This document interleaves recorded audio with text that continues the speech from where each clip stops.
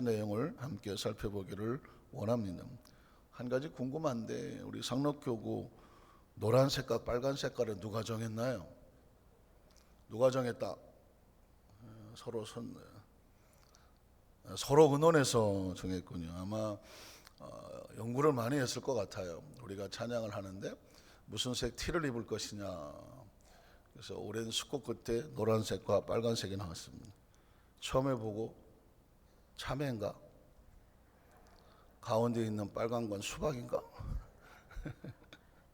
왜냐면 여름철 가을 가운데 노란색 그러면 참외가 떠오르고, 빨간색 그랬더니 물론 겉모습은 초록색이지만 안에 빨간 게 떠올라요. 여러분 여름철에 수박 많이 드셔야 됩니다. 참외도 많이 드셔야 됩니다. 왜냐면 얼핏 보니까 디톡스, 마치 카페인을 제거하는 걸 디카페라고 하지 않습니까? 해독하는 작용을 디톡스라고 말하는데, 여름철의 과일 가운데 가장 우리 몸에 중금속이라든가 여러 가지 잘못된 것을 해독하는 가장 유리가 뭐냐면 수박. 그래서 내일 찬양할 때 우리 목사님 수박이고 수박 먹어야 되나.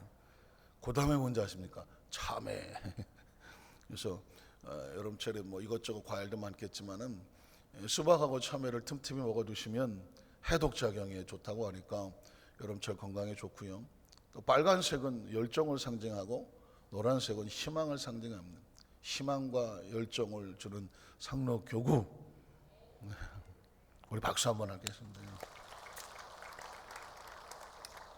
디톡스라고 하는 단어는 해독한다는 것이거든요. 사실은 예수님은 이 땅에 디톡스 하러 오신 것이죠.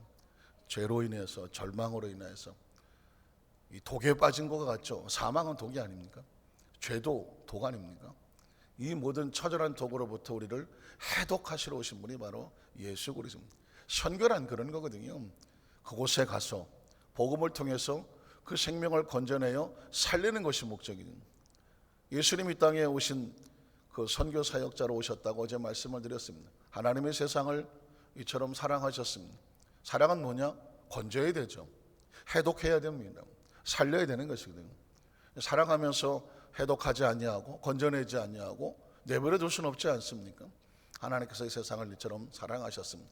해독해야 되겠구나, 건져야 되겠구나, 살려야 되겠구나. 그래서 생명을 보내는 것입니다.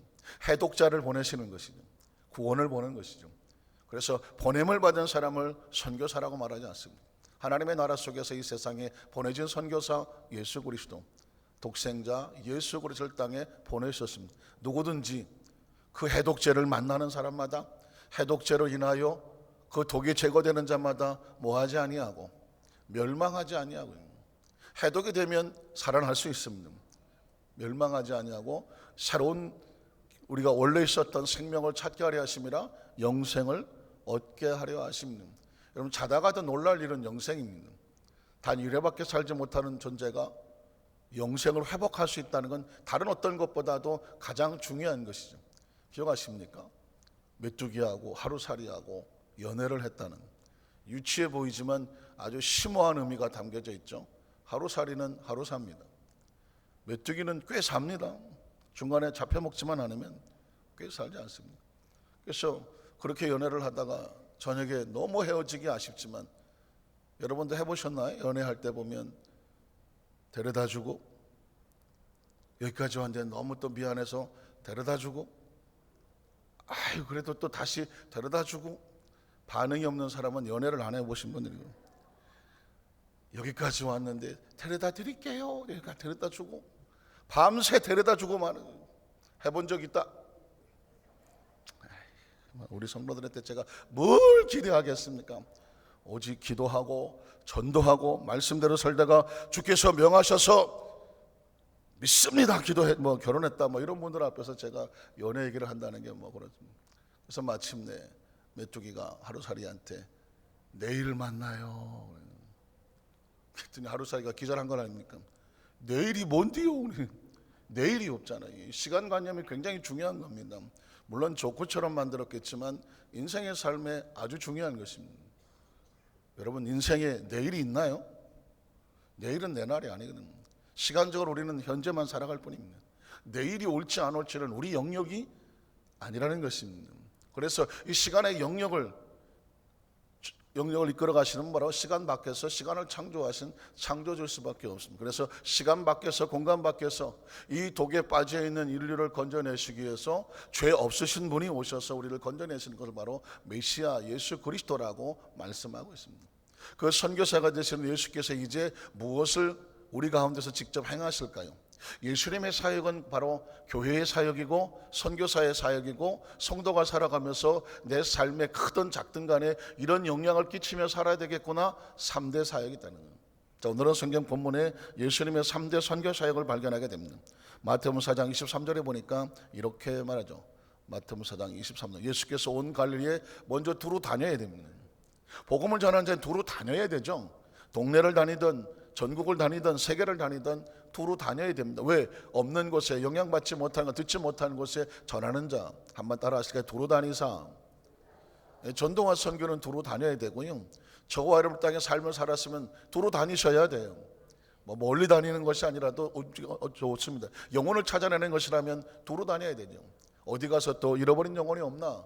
아직 복음을 듣지 못한 영혼이 없나? 혹시 실족된 영혼은 없나? 두루 다니면서 찾아다니는 것입니다. 무엇을 하셨을까요? 그들에게 회당에서 뭐 하시며? 가르치시며. 하나님의 나라가 있다는 걸 가르쳐 줘야 되는 거거든요. 뭘 배워야 알지 않겠습니까? 가르치시는 건, 그 가르친 다음에 그곳에 복음을 전파하는 것입니다. 자, 가르치고 복음을 전파하고, 그리고 백성 중에 모든 병과 모든 연약한 것, 병과 연약한 건 생명을 죽이는 것 아니겠습니까? 그것을 어떻게 하는 것입니까? 고쳐내는 것입니다. 고쳐내는 것. 그래서 예수님의 3대 사역을 하지만 제일 먼저 중요한 것은 두루 다녀야 되는 거죠. 두루 다니셨다는 걸 빼놓았죠. 두루 다니며 찾아다닌다. 한번 따라 하실까요? 영혼을 찾아다닌다. 복음의 불모지를 찾아다녀야 되는 거예요. 그리고 가르쳐야 되고 복음을 전파해야 되고 그리고 생명을 살려내야 되는 거죠. 우리는 첫 번째로 하나님의 나라를 가르치시는 예수 그리스도의 모습을 살펴봅니다. 성경은 온통 그런 이야기 아닙니까? 예수님은 가시는 곳마다 하나님의 나라. 한번 따라 하실까요? 하나님의 나라. 하나님의 나라. 의식과 사고 속에 대한민국, 일본, 중국, 주위에 지금 난리가 아니죠. 우리나라가 일본하고 경제적으로 지금 제대로 붙어갖고 누가 이익이냐 힘드냐 이러고 있죠. 중국하고도 만만하지 않죠. 홍콩하고도 중국도 난리를 치고 있죠. 중간에 타이완 껴있죠. 미국도 지금 이란하고 또 핵폭탄을 전쟁을 하냐 전 세계가 그냥 자기 나라 어떤 이익 때문에 열심입니다. 그러나 결국은 자기 나라 중심 아니겠습니까? 여러분, 이건 세상적인 나라지만 이 모든 것을 통째로 이끌어 안고 있는 시간과 공간을 벗어난 또 다른 나라가 있다.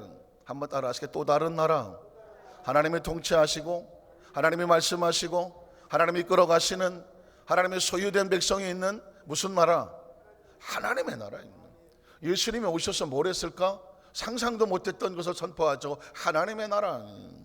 마태복음 4장 12절로 17절에 보면 예수께서 요한이 잡혔음을 들으시고 갈릴리로 물러나셨다가 나사렛을 떠나 스불론과 납달리 지경 해변에 있는 가버나움에 가서 사시니 이런 선지자 이사야를 통하여서 말씀을 이루려 하심이라. 예수님이 움직이면 구약 성경의 완성을 위한 거죠. 스불론 땅과 납달리 땅과 요단강 저편 해변길과 이방의 갈릴리요. 자, 두루다니며 어두운 곳을 찾는 거죠. 흑암에 앉은 백성의 큰 빛을 보았고 사망의 땅과 그늘에 앉은 자들에게 빛이 비치었도다. 드디어 메시아가 등장하는 거죠. 자, 이때부터 예수께서 비로소 전파하여 입을 열어 이르시되 뭐해라? 회개하라. 무슨 뜻일까요? 방향을 전환하라. 방향을 전환하라. 앞으로 가던 방향을 아니구나 싶으면 뒤로 오고, 좌회전을 갔는데 아니면 우회전을 하고, 방향을 올바로 접는 것을 뭐라고 말한다? 회개라고 말합니다. 지금 잘못 가고 있는 삶의 방향을 턴하십시오. 바꾸십시오. 왜? 천국이 가까이 와 있습니다 라고 합니다. 천국이 뭘까요?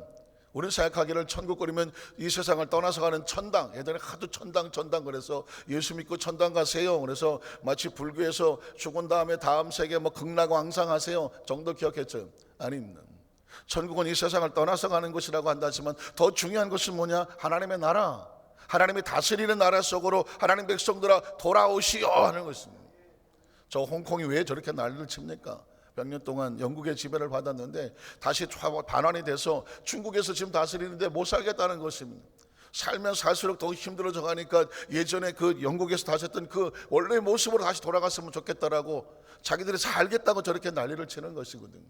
사람도 그런데 이 땅의 삶은 잘 마찬가지입니다. 원래 하나님의 나라 속에 있었던 하나님의 백성들이 하나님의 나라 속으로 다시 돌아와야 됩니다. 하나님을 찾으러 돌아온 것을 하나님의 나라 속에거든요. 천국이란 죽어서 영원히 가는 것이 아니라 지금 이 땅의 삶을 살면서도 나는 대한민국 시민권을 가졌지만 내 정신과 아니 내 모든 영혼과 삶의 방향은 하늘의 가치를 둡니다. 하늘의 법을 준수합니다. 하늘의 통제를 받습니다. 이걸 뭐라고 말해요? 하나님의 나라 속에 들은 그게 천국이라고 말하는 것입니다. 드디어 이 천국이 지금 우리 가운데 와서 문을 두드리고 있다라고 예수님을 선포하십니다. 의식 속에 사고 속에 예수님 그러면 하나님의 나라입니다. 한번 따라 하시죠. 하나님의 나라. 하나님의 나라를 가지고 오신 분이 하나님 아들 예수 그리스도입니다. 도대체 하나님이 누군지, 하나님 나라가 무엇인지, 이 세상을 살다가 도대체 어떻게 태어났는지, 어디로 가는 건지, 죽으면 세상 어떻게 되는 것인지, 우주란 도대체 어떤 섭리 속에 움직여지는지 하나님이라는 존재가 없으면 이해가 안 되는 거예요. 그 하나님의 존재를 우리에게 드러내시는 분이 누구다? 하나님의 나라에서 오신 예수 그리스도입니다. 가까웠느니라 하시더라. 마태복음 6장 19절 21절에 보면 계속해서 하나님의 나라는, 여러분 산상복음의 주제가 뭔지 아십니까? 하나님의 나라의 법칙은 이래. 이제까지는 이런 법칙으로 살았지만 이제부터 하나님의 법칙대로 살아야 돼. 너희를 위해서 보물을 땅에 쌓아두지 말라. 우리가 살려면 땅에다가 보물을 쌓아두는 수밖에 없지 않습니까? 어차피 요즘 여러 가지 많은 삶 가운데 돈이 없으면 못 살잖아요. 경제력이 없으면 못 살지 않습니까? 지금 나라가 여러 가지 어려운 것도 경제력 때문에 그렇지 않습니까? 그러나 궁극적으로 삶의 또 다른 곳이 땅이 아닌 다른 곳에 쌓아야 될 물질관을 말하고 있습니다. 거기는 좀과 동록을 해하며 도둑이 구멍을 뚫고 도둑질하느라 쌓아놓아도 언제 날아갈지를 모르신, 그러나 오직 너희를 위해서 보물을, 새로운 단어가 나오죠. 어디에 쌓아두라? 하늘이라는 단어가 나옵니다. 우리는 하늘을 바라보면 비행기나 날아다니고 종이 비행기나 날리고 그런 태양이나 떠있고 구름이나 떠다니는 공간을 생각하지 않습니까? 그러나 예수님 오셔서 공간이 아닌, 시간이 아닌 전혀 새로운 스페이스를 말하지 않습니까? 하나님의 나라, 역시 하늘은 뭐냐? 하나님의 나라. 그래서 우리 안산교회 성도들은 성경 속에 하늘이라는 단어가 나오면 공중 스카이를 생각하는 것이 아니라 The Kingdom of Heaven, 하나님의 나라, 하나님이 다스리는 나라를 생각하시는. 한번 따라하시. 하나님의 나라. 하늘에 쌓아둔 것은 어떤 무슨 큰 아파트 꼭대기 펜트하우스에서 쌓아놓은 것이 아닙니다. 우리가 생각하는 하나님의 나라 속에 쌓아두라. 거기는 좀이나 동력해하지 못하며 도둑이 구멍을 뚫지도 못하고 도둑질도 못하느니라. 내 보물이 있는 그곳에 내 마음도, 네가 땅에 마음이 있다면, 땅에다 보물을 쌓아둔다면 땅에 마음이 있는 것이고, 하나님의 나라 속에 보물을 쌓아둔다면 네 마음은 어디에 있다? 하나님의 나라에 있다는 것입니다. 제가 지난 주일 예배 때, 헌신 예배 때 3차원과 4차원에 대한 이야기를 했는데, 성경은 이걸 모르면 해석이 안 된다니까요. 갑자기 하나님 예수님께서 하늘에 쌓아둬라, 땅에 무슨 좀과 동록이 이렇게 말해버리면 땅은 여기를 말하지만 하늘은 어디를 말할까? 산꼭대기를 말할까요? 아니란 말이죠. 땅은 시간과 공간의 제한을 받는 3차원의 세계, 육신이 사는 세계를 말하죠. 하늘은 3차 시간과 공간을 초월하는 영적인 나라를 말하는 것입니다. 그러니까 예수님이 오셔서 우리에게 너희에게는 육신이 다가 아니야. 너희를 지배하고 통제하고 다스리는 너희 영혼 있지 않느냐? 영혼은 육신으로 사는 것이 아니라 하나님의 영으로 사는 것이다. 하나님의 나라 속에 들어갈 것이다. 그래서 이 세상을 떠날 때 육체를 다 벗어놓고 가잖아요. 육신을 다 벗어놓고 갑니다. 그리고 그 영혼은 세상 사람들이 말합니다. 저 세상으로 가셨다, 별세하셨다, 돌아가셨다, 어딘가 모르겠죠. 그러나 원래 있던 모습으로 다시 찾아가는 걸 뭐라고 말합니까? 돌아가셨다고 말하지 않습니까? 그런 거란 말이에요. 그러니까 분명히 인간은 알았어요. 육체가 다가 아닌 건 알아요. 영혼이 있다는 사실을 압니다. 그 영혼은 과연 어디서 왔으며 무엇 때문에 살며 어디로 가느냐? 하나님의 나라를 발견하지 않으면 누구도 이 말을 할 수가 없습니다. 제가 불교 이야기를 가끔 하지만은 이 불교에서도 그들이 원하는지 또 알았네요. 그들은 윤회를 말하지 않습니까? 참으로 공덕을 많이 쌓아서 다음 세계에 부잣집에 태어난다, 어디 왕실에 태어난다. 그래서 다음 세계에 좋은 모습 태어나는 것이 윤회력의 사랑이라면 이 불교는 그걸 원하는 줄 알았어요. 그랬더니 그게 아니에요. 이 윤회의 회채받기 위해서 빠져나와서 제발 윤회의 이 업에서 벗어나는 게 그들의 소원이었어요. 착한 일을 많이 해서 다음 세상에 좋은 집 태어나는 것이 기본적인 삶의 운명이라면 자기들은 평소에 동덕을 많이 쌓아서 이 윤회 밖에서 벗어나서 제발 좀 윤회 이런 데 말고 그냥 아주 열반 아주 이런 것도 없는 곳 살고 싶다. 이런 게 그들의 꿈이었어요. 그러니까 불교도 뭔가 그런 또 다른 하나님의 세계를 원하고 바라고 기도하지만 길이 없는 거예요. 그래서 맨날 살면서 모기도 안 잡고 파리도 안 잡고 집에 좀들이 돌아다녀도 좀도 안 잡아. 왜 그럴까요? 돌아가신 외아버지가 좀으로 태어나서 우리 집안을 돌보고 계시니 이게 얼마나 어려운 사고입니까? 그러나 어쩔 수 없어요. 사람은요 똑바로 가르쳐 주지 않냐면 그게 다인 줄 압니다. 오죽하면 예수님 오셔서 가르치시겠습니까? 가르친단 말이죠. 마태복음 6장 31절로 34절도 그러므로 염려하기를 무엇을 먹을까 무엇을 마실까 무엇을 입을까 하지 말라 계속 가르치고 있지 않습니까? 하나님 나라의 법칙과 원칙을 가르치는 건 이런 다 이방인들이 구하는 것이라 너희 하늘아버지가 나오지 않습니까? 하늘이라는 개념은 그전까 예수님 이전까지는 막연한 것이었습니다. 예수님 오셔서 하늘 하는 것입니다. 하늘을 기억하셔야 됩니다. 결국 우리는 어디에서 만납니까? 하늘에서 만납니다. 우리는 결국 하늘의 시민권을 가진 하늘의 백성들입니다. 믿으십니까? 아버지 이 모든 것이 너희 있을 줄을 아시느니라. 넘어가죠. 그런 너희는 먼저 그의 나라와 그의 뭘까요? 하나님의 나라와 하나님의 입니다.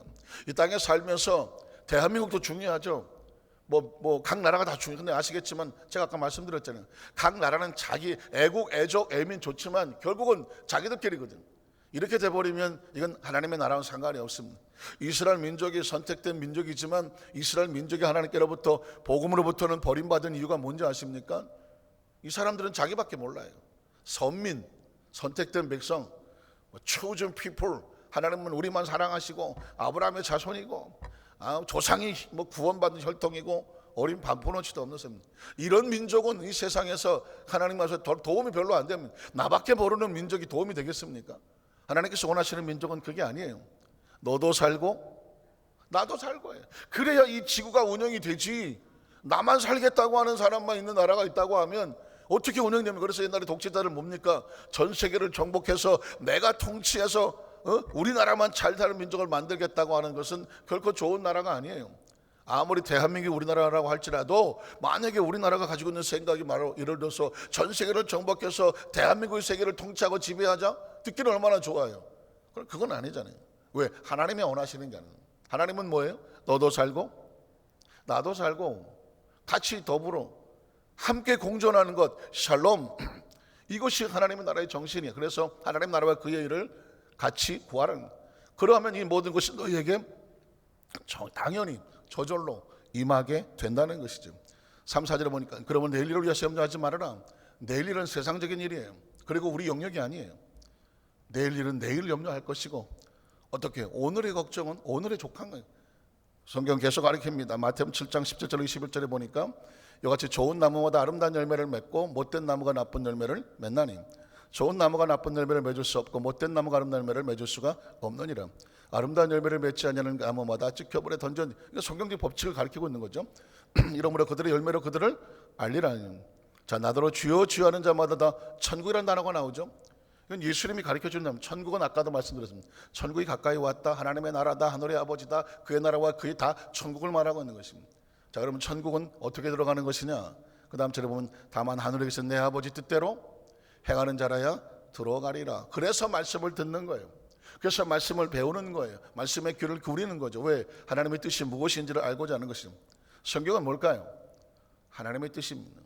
한번 따라하시겠습니까? 성경은 하나님의 뜻이는 옛날에 빌리 그레엄 목사님이 The Bible say 이라고 성경은 말하기를 이렇게 말했습니다. 무슨 얘기입니까? 하나님의 뜻을 말하는 것입니다. 사실은 바이블 세이 했죠. 쉽게 알아들어. 그러나 바이블 성경 속에 여러 가지 많은 얘기가 있기 때문에 좀 더 좋은 것은 예수는 뭐라고 말했느냐. 그렇죠. 왜? 바울도 말하고 베드로도 말하고 뭐 여러 사람이 말하지 않았어요 성경 속에. 그럼 우리의 중심은 뭐냐? 예수님은 뭐라고 말했느냐. 한번 따라하실까? 예수님은 무엇이라고 말씀하시는가? 우리 관심은 여기 있는 것이죠. 또 Jesus Christ, 예수님이 말씀하세요. 그래서 우리는 성경을 볼 때 좀 더 구체적으로 포괄적이죠. 바이블스 성경은 말한다. 결국 하나님의 뜻입니다. 그 뜻을 아는 사람은 똑같이 삶을 살아도 똑같이 100년을 살아도 말씀대로 사는 사람과 우왕좌왕하는 사람과는 길이 다르죠. 우리는 누구 뜻대로 산다? 하나님의 뜻대로 행하는 자라야 천국을 들어간다는. 말라기 3장 10절로 12절에 보면 구약 성경 속에서도 하늘이라는 단어가 나오죠. 만군의 야훼가 이르노라 너희 온전한 11절을 창고에 들어 나의 집이 어딜까요? 아까 먼저 그의 나라와 그를 구하라, 하늘의 보물을 쌓아두라, 같은 얘기를 하고 있었습니다. 구약시대 속에서도 하나님은 이스라엘 백성들에게 하나님의 나라를 인식시키는 거죠. 양식 있게 하고, 그것은 나를 시험에 내가 하늘에 나라고 나오지 않습니까? 하늘이 어디서, 공중에서 돈이 떨어진다는 말입니까? 공중에 돈벼락이 떨어지기를 원하십니까? 이건 하나님 나라의 원칙이 아니죠. 하나님이 주시는 것을 하늘의 문이라고 말하는 것입니다. 하늘 문을 열고 너에게 복을 쌓을 것이 없도록 붙지 아니하나 보라. 부어 주셔야 되는 거죠. 붙지 아니하나 보라. 만군의 야훼가 이르노라, 내가 너를 위해서 메뚜기를 금하여 너희 토주산을 없애지 못해. 3차원의 삶의 생활을 하나님이 움직여주지 않으면 사실은 우리 힘으로는 안 되는 거죠. 없이 못하게 하면 너희 밭에 포도나무 열매가 기한들에 떨어지지 않게 하리니 너희 땅이 아름다워짐으로, 우리가 아름답게 만드는 것이 아니라 그가 아름다워지게 하심으로 말미암아 너를 알지 못하는 모든 이방인들이 너희를 복되다. 왜? 하나님 백성이니까. 하리라 만군의 야훼의 말이니라. 두 번째로 예수님은 천국 복음을 전파하셨죠. 말씀을 가르쳤죠. 사실 제가 짧은 부분만 잘라서 나왔습니다만, 가르치고 난 다음에 어떻게 되느냐, 이런 원리로 살아라. 아까는 하나님 나라를 가르쳤다면, 두 번째는 그 나라 속에 원리가 있어요. 그걸 복음을 전파한다고 말하는데, 천국 복음을 전파하시는 예수님의 모습, 마태복음 5장 기억나시나요? 마태복음 5장 6장 7장을 뭐라고 말한다? 산상수훈이라고 말한다. 산상은 산 위에서, 수훈은 예수님의 말씀 가운데 가장 빼어나고 가장 최고의 교훈을 산상수훈이라고 말한다. 산상수훈의 마태복음 5장 1장부터는 8복이 나오죠. 8가지 복이 나오지 않습니까? 8복의 복은 뭘까요? 복의 내용이 아닙니다. 원리입니다. 하나님의 나라는 이 원리로 복을 받는다. 심령이 가난해야, 애통해야, 온유해야, 그리고 의에 줄이고 목이 마르다. 나는 세상적인 가치가 아니라 하나님의 거룩한 의를 사모한다. 긍휼히 여겨야, 마음이 청결해야, 화평할 줄 알아야, 그리고 그 의를 위해서 늘 핍박을 받고 어려움을 대도 기뻐하고 감사할 줄 알아야. 이 이야기는 뭐냐면 원리가 그래. 원리가 다르게 말한다면 세상은 정복해야 내가 승리자지만 하나님의 나라는 더불어 같이 갈 수 있는 마음을 품어야 그게 승리자라고 말하는 것입니다. 아까도 말씀드렸죠. 너도 살고 나도 살고, 너도 잘 되고 나도 잘 되고, 같이 더불어서 아름답고 화평과 평화를 가지고 있어야 그곳에 하나님의 나라가 임하는 것입니다. 주여 내가 다 정복하고 승리하였나이다, 이건 하나님의 나라가 아닙니다. 왜? 우리 주위에 있는 모든 사람들로 더불어 그들과 손잡고 일어서라고 하는 것이 하나님 나라의 원리이기 때문에 그렇습니다. 마태복음 5장 23절 26절에 보면, 그러므로 예물을 제단에 드리려다가 하나님께 나왔잖아요. 거기서 내 형제에게 원망 들을 만한 일이 있거든, 생각이 나거든 예물을 내려놓으라. 예물이 우선이 아니라는 것입니다. 물론 하나님이 우선이지만 하나님 앞에 예물 드리는 것보다 더 중요한 것이 뭔지 아십니까? 먼저 가서 형제와 화목하고, 화목이 우선입니다. 한번 따라서 화목이 우선이다. 물론 화요일날도 중요하고 목요일도 중요하지만 수요일도 중요하고 금요일도 중요하지만 화목이 우선입니다. 그건 뭐냐? 부부간에도 마찬가지고, 부모 자식 간에도 마찬가지고, 형제 간에도 마찬가지고, 크리스찬이라고 하면 목숨을 화목에 걸어야 돼요. 예배보다. 왜? 가끔씩 보면 그런 거 있잖아요. 예수님은 너무 잘 믿어, 신앙생활은 막 특심이야. 근데 마음에 한번 원한을 품으면 놓지를 않아. 내가 눈깔에 흙이 들어가기 전에 내가 너를 보라봐라. 그리고 이제 교회 와서 주여, 똑같아. 그러면 이게 어떻게 해야 돼? 성경에 보면은 형제와 더불어 화목하기 전에는 너희가 먼저 예물을 드리고 기도하는 것조차도 하나님 보면 가슴이 아픈 거예요. 가슴이 아픈 거예요. 그래서 어떻게 하느냐? 형제와 뭐하고? 화목하고. 물론 안 됩니다. 살다 보면요, 뒤통수도 보기 싫은다. 그쪽으로 얼굴도 돌리기 싫은 사람이 있을 수, 워낙 뭐 상처와 아픔과 눈물과 뭐 이런 게 있을 수 있어요. 인간이니까. 그러나 하나님의 법칙은 아닌 거예요. 할 수 있으면 어떡할래? 화목하고, 그리고 더불어 화목하고, 그 다음에 와서 예물을 드려라. 너를 고발하는 자와, 고발하는 자가 뭔지 아십니까? 하나님 쟤 보세요, 저 예수 믿는다고 뭐 하나님 백성이다 하면서 원한 갖고 서운하고 섭섭하고 돌아다니면서 비난하고 막 상대방 욕하고 막 싸우고 헐뜯고, 누가 그렇게 하겠습니까? 마귀가 그렇게 하는 거예요. 마귀는 고발하고 고소하는 자거든요. 길에서 급히 사와라. 고발한 자가 너를 재판관에 내어주고 재판관이 옥리 옥에 있는 감옥에 내어주 옥에 가둘까 염려하라. 무서운 말이 있습니다. 진실로 내게 이르노니 내가 한 푼이라도, 여기 한 푼이라고 나오지만 원래 털 한 가락, 머리카락 한 가락 정도라도 남김이 없이 다 갚기 전에는 결코 거기서 나오지 못하리라. 아주 어마어마한 윤리를 정해놓았습니다. 너 마음에 요만큼만이라도 원한을 품으면 넌 절대로 그 감옥에 갇혀서 못 나와. 원한은 나를 스스로 감옥에 갇히게 하는 거예요. 미움은요, 날 스스로 감옥에 갇히게 하는 거예요. 그러니까 이건 갚기 전에 못 나와. 갚기 전에 못 나와. 무슨 말인지 아시겠습니까? 마음의 미움과 원한과 막 서운함과 섭섭함과 분노와 적개심과 저거 이게 하면 저게 죽어야 되는데 누가 죽어? 내가 죽어. 왜? 내가 감옥에 갇혀. 그러니까 저기 털끝 하나도 내가 이걸 가슴에 갖고 있는 걸 원하실까요? 원하지 않을까요? 원하지 않아요. 목적이 뭘까요? 거기서 나와서 살아라. 가지고 있으면 네가 죽는다. 그러니까 하나님의 법칙은 뭐냐? 용서해야 살고 화목해야 사는데, 그건 뭐냐? 우리를 살리려고 한 하나님의 마음입니다. 극단적으로 마태복음 5장 43절로 48절에 보면 또 내 이웃을 사랑하고 내 원수를 미워하라 했다는 것을 너희가 들어. 구약 시대는 그랬습니다. 기도해서. 그러나 나는 너에게 이르노니, 늘 기억하시죠? 예수님은 구약을 재해석합니다. 나는 너에게 이르노니 너희 원수를 뭐하며 사랑하며 너희를 박해하는 자를 위해서 뭐해라? 기도하는. 이게 법칙인 거예요. 왜 그렇게 할까요? 너희 원수를 쫓아가서 대급박을 돌탱이로 박타버려라. 너무 전문적인 용어를 잘 모르시는. 그래서 지금 뭔가 그냥 원수를 물리쳐라 이랬으면 좋겠는데, 그러나 하나님의 법칙은 뭔지 아십니까? 혹시 너희 주위에 있는 그 원수를 위해서도 그를 사랑하시는 극단적인 사랑을 요구하십니다. 이같이 앉아 하늘에서 너희 아버지의 아들이 된다는. 하나님의 아들은 화평케 하는 자, 화평케 하는 자. 이런 하나님의 그를 악인과 선인에게 비추시며 비를 의로운 자와 불의한 자에게 내려 주십니다. 너희가 너희를 사랑한 자를 사랑하면 무슨 상이 있겠느냐? 너희 좋아하는 자만 좋아하면 그게 무슨 상? 개들도 다 그런, 짐승도 그렇게 한다. 세리도 이같이 아니하느냐? 너희가 너희 형제에게만 무난하면 남보다 더하는 것이 무엇이냐? 이방인들도 이같이 하지 않느냐? 그러므로 하늘에 계신 너희 아버지 온전하신 같이 너희도 온전하라. 비판하지 말아라. 서로 정죄하지 말아라. 이게 복음이에요. 왜? 그러면 서로 살잖아요. 모두가 돌을 던지겠다고 튀어나왔을 때 그 여인은 나도 너를 정죄하지 아니하노니 하는 예수님 모습 뭐냐? 복음이 있어야 살. 여러분, 저와 여러분이요, 율법에 맞아서 우리가 잘못한 걸 드러내고 돌로 쳐 죽이면 살아남을 사람 누가 있습니까? 아무도 없습니다.